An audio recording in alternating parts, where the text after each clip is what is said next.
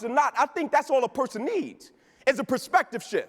Because I believe perspective affects performance, and how one view what they do will always affect how they do what they do. Like, I'm a psychology guy, and I'm always intrigued by a person's thought process about how they do what they do. I've been on this quest to figure out how can a person start something and be on fire, but the moment something doesn't go the way that they want it to go, they're not the same individual.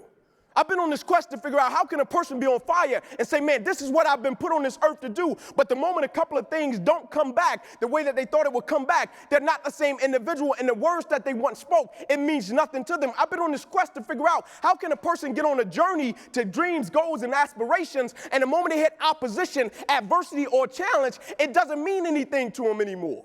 Like, I asked a guy 2 weeks ago, I said, man, is your happiness that cheap? Like, is your dedication that cheap? Is your level of commitment that cheap to where all it takes is for something not to go the way that I want it to go, and I'm not the same individual, and the level of which I once cared, I no longer care that deep about? Like, is it that cheap? Like, is that all it takes for me to get started and something doesn't go the way that I want it to go, and I'm not invested in it anymore? And what I've always wanted to do was be committed beyond circumstance. And be committed beyond compartmentalization, meaning my greatness and my excellence can't be compartmentalized to an individual, to an environment, to a circumstance, meaning it is my essence. I show up and I want to impact because this is who I am as an individual. It's my essence, meaning when the adversity and the opposition hit, like the only thing I've been trained to do was to think positive and look positive. I reverse engineered it.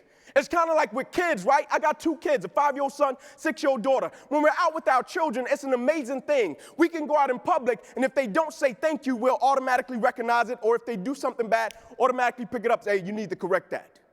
But we don't always catch when they do something great, because our minds naturally don't look for it. It's almost like our minds naturally gravitate toward the negative. And what I've done my whole life, when I meet a person, I just try to see the positive in them.